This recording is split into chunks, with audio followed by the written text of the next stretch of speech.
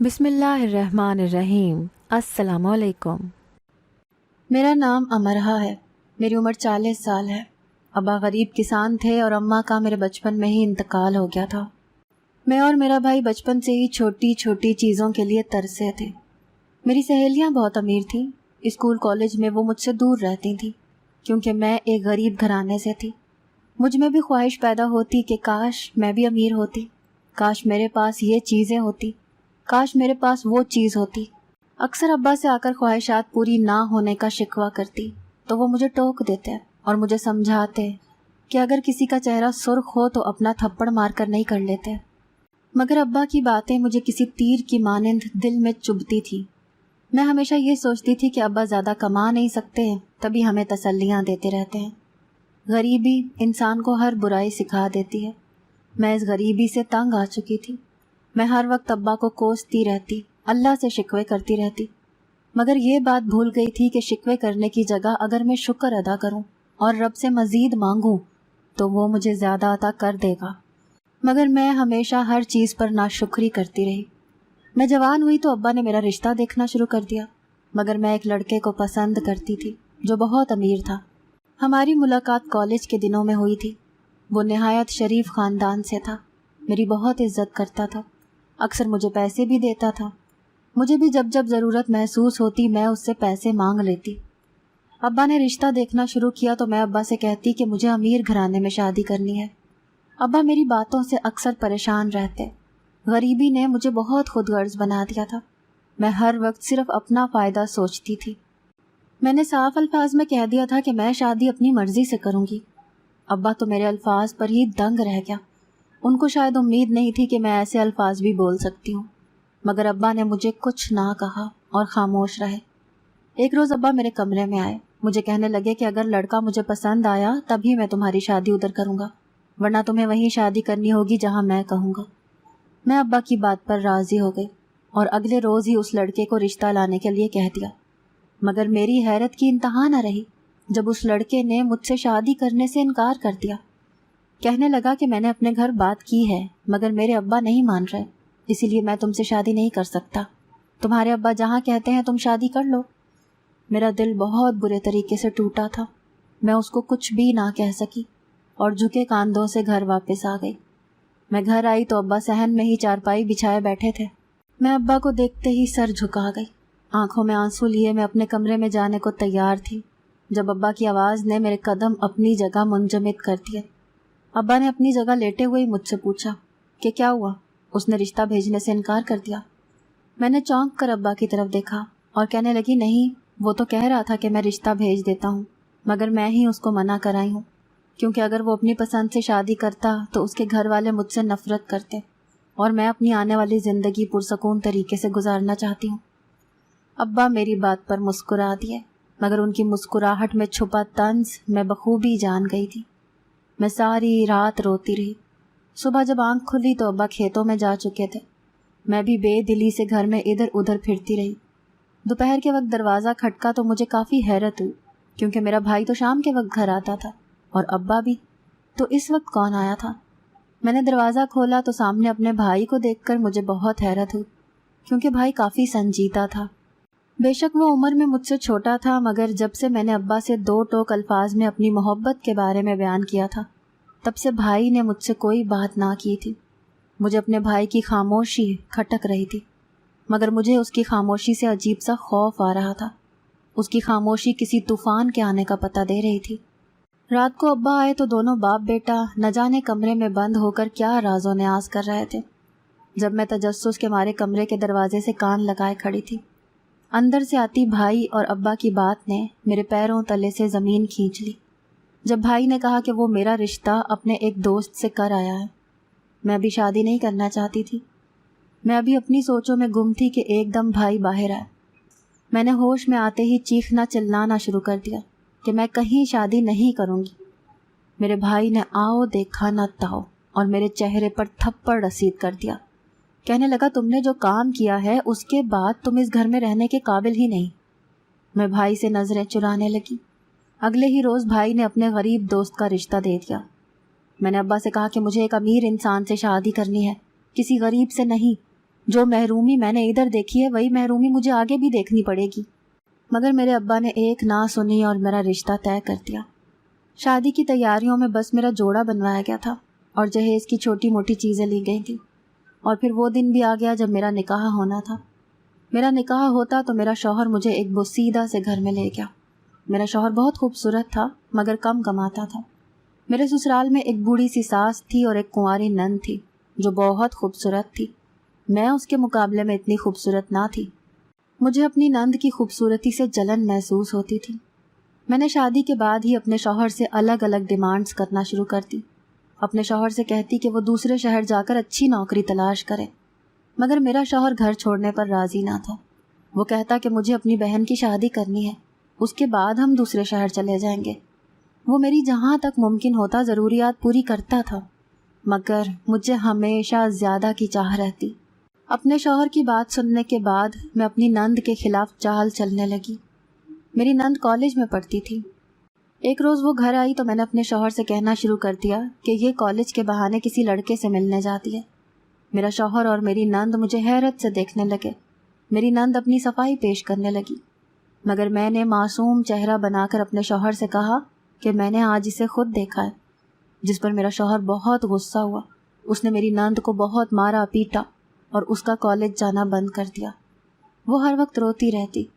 میری ساس مجھے عجیب نظروں سے دیکھتی رہی، مگر مجھے وہاں کس کی پرواہ تھی۔ میں اب اپنی نند کے خلاف اپنے شوہر کے کان بھرتی رہتی اور اس کو اس بات پر اکساتی رہتی کہ وہ جلد سے جلد کوئی بھی لڑکا دیکھ کر نند کی شادی کرتے۔ ایک روز میری نند چھت پر کپڑے پھیلانے گئی۔ میرا شوہر بھی اس روز گھر پر ہی تھا۔ گھر کے سامنے والے گھر کی چھت پر کھڑا لڑکا کب سے میری نند کو دیکھ رہا تھا۔ میں نے اپنے شوہر کو اپنی نند کے خلاف کرنے کے لیے چھت پر بلایا اور اس کو سامنے کا نظارہ دکھایا۔ میرا شوہر سامنے کا منظر دیکھ کر آگ بگولا ہو گیا اور نند کا گھر سے باہر نکلنا یہاں تک کہ چھت پر جانا بھی بند کر دیا اور اس کی شادی ایک اپاہج سے کر دی۔ نکاح سادگی سے کیا اور پھر رخصتی کر دی گئی۔ میں بس اتنا جانتی تھی کہ نند کی شادی ایک اپاہج آدمی سے کی جا رہی ہے۔ یہ سن کر میرے دل میں خوشی کی ایک لہر دوڑ گئی۔ رخصتی کے بعد میں نے شوہر سے کہہ کر نند کا گھر پر آنا بند کر دیا۔ اب وہ مہینوں مہینے گھر نہیں آتی تھی۔ نند کی شادی کے بعد ضد کر کے اور گھر کی ضروریات بتا کر میں نے اپنے شوہر کو مجبور کر دیا کہ وہ دوسرے شہر جا کر اچھی نوکری کر سکے، مگر میری ساس ایسا نہیں چاہتی تھی۔ وہ اپنے آنسوؤں کے ذریعے اپنے بیٹے کو روکنا چاہتی تھی۔ پہل تو میرا شوہر بھی دوسرے شہر جانے پر ناراض ہوا تھا، مگر میری ناراضگی کی فکر کرتے ہوئے اسے دوسرے شہر جانا پڑا۔ میری ساس روتی رہی، ہر وقت یہی کہتی کہ تم نے میرا گھر برباد کر دیا، میری بے قصور بیٹی پر تم نے بدکاری کا الزام لگا کر اس کی ایک اپاہج لڑکے سے شادی کروا دی اور پھر اس کو گھر میں آنے کی بھی اجازت نہ دی، اور اب تم نے میرے بیٹے کو بھی مجھ سے دور کر دیا ہے۔ تم ڈائن ہو، تم میرے گھر کی خوشیاں کھا گئی ہو۔ مگر میں نے ساس کی کسی بات پر کان نہ دھرے اور اس کو ایک کمرے میں بند کر دیا۔ میں ساس کو دن میں صرف ایک بار کھانا دیتی اور اس کو ہمیشہ کمرے میں بند رکھتی۔ اسے جو بھی ملنے آتا میں بہانہ کر دیتی کہ وہ اپنے بیٹے کے پاس گئی ہے۔ میرا شوہر ہفتے میں ایک مرتبہ گھر آتا تھا۔ شوہر دوسرے شہر نوکری کرتا تھا۔ اس کے آنے سے پہلے ساس کو دھمکی دیتی تھی کہ اگر شوہر کی ساری کمائی مجھے نہ دی تو تجھے گھر سے نکال دوں گی، اور اگر اسے کچھ بتایا تو میں تمہیں جان سے ہی مار دوں گی۔ میری ساس میری دھمکیوں سے ڈر گئی۔ میرے شوہر کے جاتے ہی اس نے ساری کمائی میرے ہاتھ میں پکڑا دی اور میرے شوہر کو کچھ بھی حقیقت نہ بتائی۔ میری ساس اب دن بدن بیمار رہنے لگی تھی، مگر میں اس کی دیکھ بھال نہ کرتی اور جو شوہر پیسے دیتا وہ سب اپنے اوپر خرچ کر لیتی۔ اکثر شوہر پوچھتا کہ سب پیسے کہاں جاتے ہیں تو میں کہہ دیتی کہ تمہاری اماں نت نئے کپڑے بناتی رہتی ہیں، کبھی اپنی بیٹی کو بھیجنے کے لیے تو کبھی خود کے لیے، اور جب شوہر گھر آتا تو میں وہی پھٹے پرانے کپڑے پہن لیتی تاکہ اسے مجھ پر شک نہ ہو۔ میری شادی کو سال ہونے والا تھا مگر ابھی میرے ہاں کوئی اولاد نہ ہوئی تھی۔ میری ساس ہمیشہ کہتی کہ خدا تمہیں تمہارے جیسی اولاد دے تاکہ تم جان سکو کہ کسی کے ساتھ برا کرنے کا کیا انجام ہوتا ہے۔ میں ساس کی بات پر انہیں جھڑک دیتی۔ وہ بوڑھی اور لاچار ہو رہی تھی، میرا کچھ بگاڑ نہیں سکتی تھی۔ اسی بات کا فائدہ اٹھاتے ہوئے میں نے اپنی ساس کو خوب تنگ کیا اور دل ہی دل میں خوش ہوتی رہتی۔ کچھ مہینے گزرے تو میں حاملہ ہو گئی۔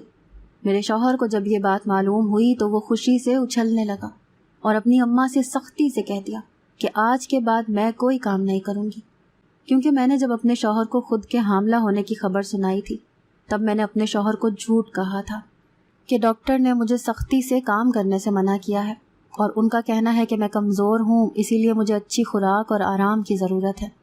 گھر میں کوئی خاص کام تو نہ ہوتا تھا اور جو کام ہوتا تھا وہ بھی میری ساس کر دیتی تھی، مگر یہ بات میرے شوہر کو معلوم نہ تھی۔ میں نے شوہر سے کہہ کر اپنے لیے ایک ملازمہ رکھوا لی جو ہر وقت میرے ساتھ رہتی، میرا ہر کام کرتی، مگر میری ساس کو یہ منظور نہ تھا۔ وہ ہر وقت ملازمہ کو کسی نہ کسی بات پر ٹوکتی رہتی۔ جب ملازمہ مجھ سے شکایت کرتی تو میں ساس کو جھڑک دیتی اور کہتی کہ یہ میری ملازمہ ہے، آپ کون ہوتی ہیں اسے کچھ کہنے والی۔ حاملہ ہونے کے بعد مجھے ایسا لگنے لگا تھا جیسے میں دنیا کی سب سے خوش نصیب عورت ہوں، جیسے ہر چال میرے ہاتھ میں آ گئی ہے، مگر میں یہ بھول گئی تھی کہ ایک رب اوپر بھی بیٹھا ہے جو سب کچھ دیکھ رہا ہے، اور یقیناً وہ بہترین چال چلنے والا ہے۔ انسان جب کسی گناہ میں قدم رکھتا ہے تو یہ بھول جاتا ہے کہ وہ گناہ کر کے صرف اپنے لیے مشکل کھڑی کر رہا ہے۔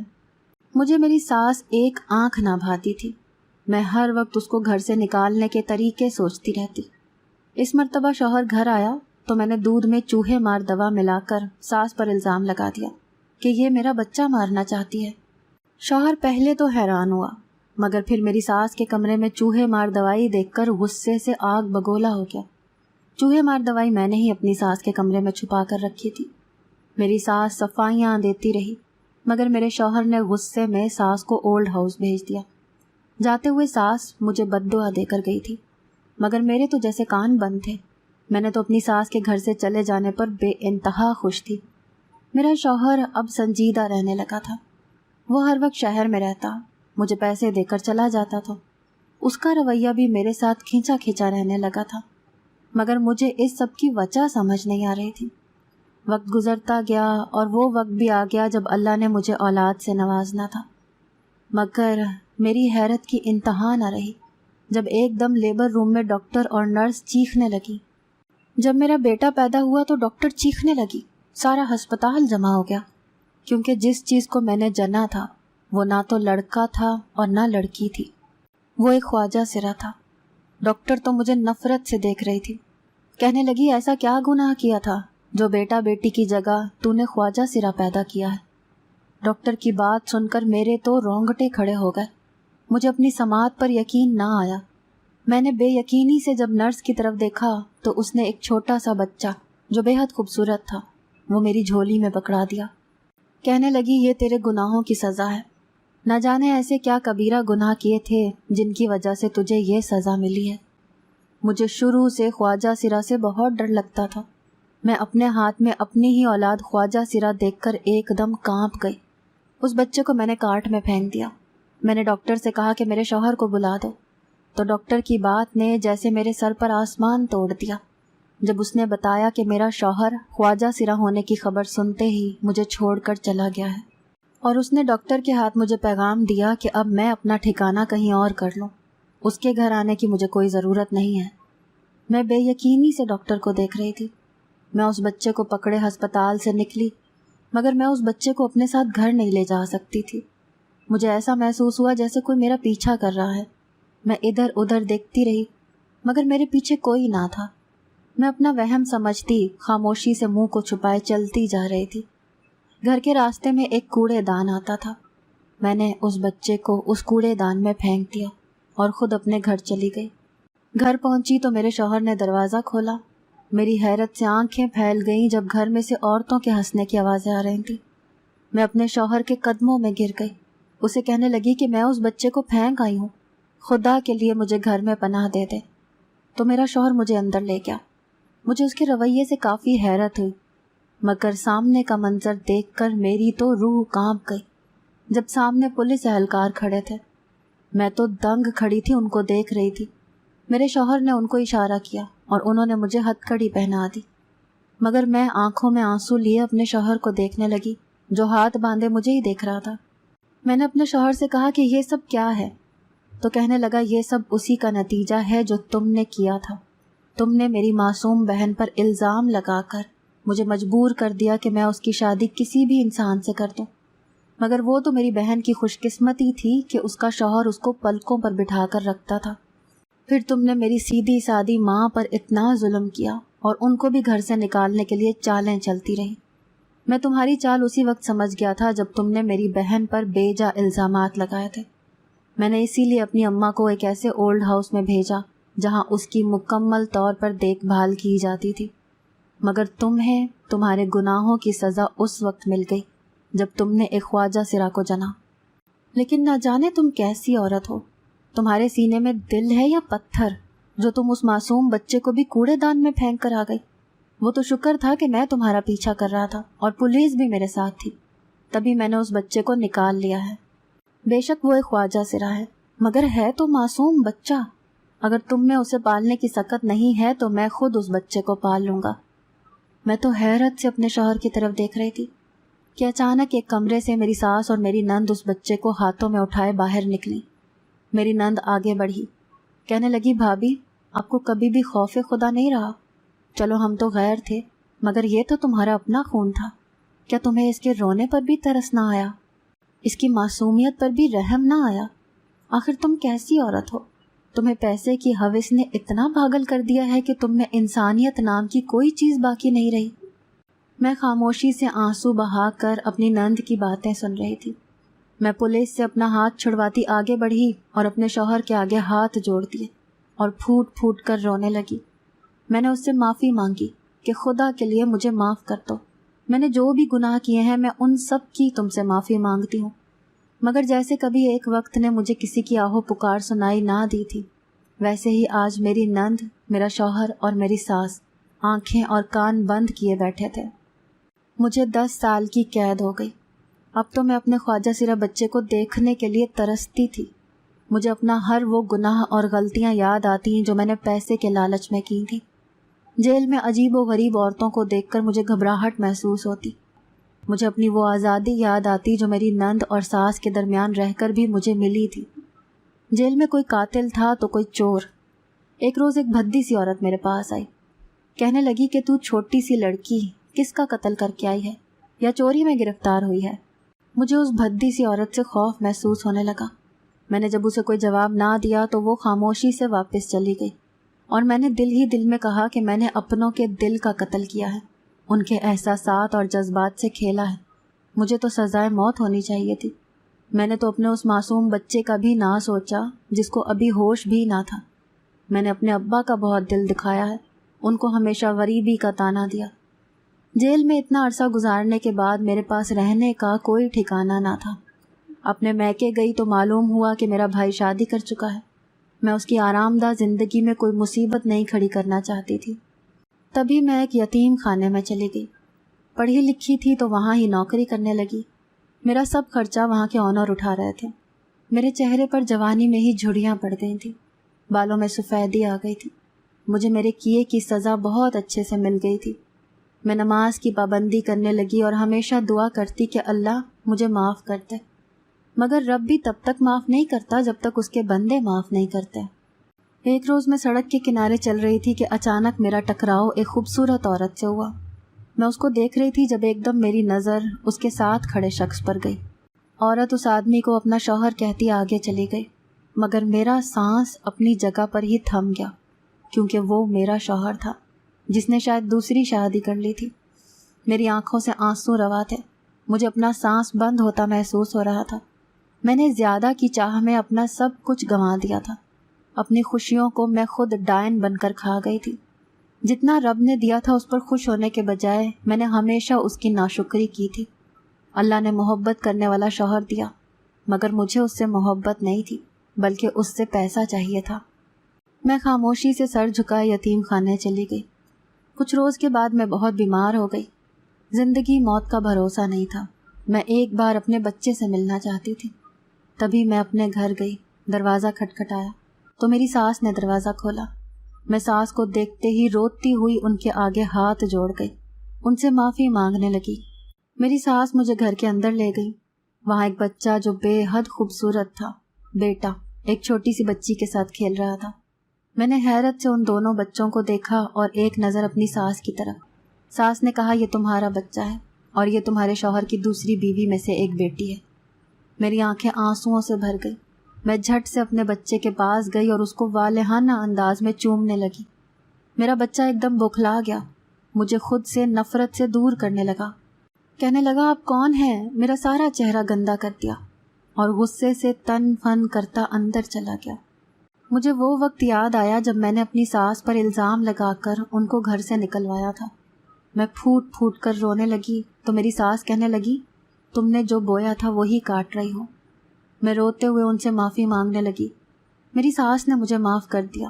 میری نند سے بھی میں معافی مانگ چکی تھی اور خود سے عہد کر کے اس گھر سے نکل آئی کہ اب کبھی اس جگہ نہیں جاؤں گی۔ کچھ عرصہ گزرا تو یتیم خانے میں مجھ سے کوئی ملنے آیا۔ میں کافی حیران ہوئی کہ مجھ سے کون ملنے آ سکتا ہے۔ میں جب ویٹنگ ایریا میں گئی تو سامنے بیٹھے شخص کو دیکھ کر میری روح کانپ گئی، کیونکہ وہ کوئی اور نہیں بلکہ میرا شوہر ہی تھا۔ میں نے اپنے شوہر کو دیکھا تو میری آنکھوں میں آنسو آ گئے۔ میرا شوہر میرے پاس آیا، کہنے لگا چلو میں تمہیں لینے آیا ہوں، تمہیں اپنی غلطی کا احساس ہو گیا ہے، تم اپنے گناہوں کا کفارہ ادا کر چکی ہو، اتنی سزا تمہارے لیے کافی تھی، اگر اس سے زیادہ تمہیں سزا دی گئی تو یہ تم پر زیادتی ہوگی۔ میں اپنے رب کے حضور سزا نہیں کاٹنا چاہتا ہوں، میں وہ نہیں کرنا چاہتا جو تم نے ہمارے ساتھ کیا۔ میں تمہیں دل سے معاف کرتا ہوں، اس گھر میں آج بھی تمہاری جگہ ہے۔ میں اسی وقت سجدہ گیر ہو گئی اور پھوٹ پھوٹ کر رونے لگی اور اپنے اللہ کا شکر ادا کرنے لگی جس نے مجھے اتنی مہلت دے دی تھی اور میرا سب کچھ مجھے واپس لوٹا دیا تھا۔ ہر لذت کی انتہا بیزاری ہے۔ میں پیسوں کی لذت میں ایسی اندھی ہوئی کہ اس میں اپنے پیارے رشتے تک کھو دیے۔ میں اس گھر میں چلی تو گئی مگر میں نے کسی کی بھی زندگی میں دوبارہ دخل اندازی نہ کی، سب کی خدمت کرتی اور اپنے اللہ کے حضور اپنے گناہوں کی معافی مانگتی رہتی۔ میرا ضمیر مجھے ہر وقت ملامت کرتا رہتا تھا۔ میں ہمیشہ دعا کرتی کہ اللہ میرے جیسی اولاد کسی کو نہ دینا۔ اگر آپ کو آج کی ہماری کہانی پسند آئی ہے تو اسے لائک کیجیے اور اپنے پیاروں کے ساتھ شیئر کیجیے، اور ہاں اگر ابھی تک آپ نے ہمارا چینل سبسکرائب نہیں کیا تو ضرور کیجیے۔ ملتے ہیں کل ایک نئی اور دلچسپ کہانی کے ساتھ، تب تک کے لیے اللہ حافظ۔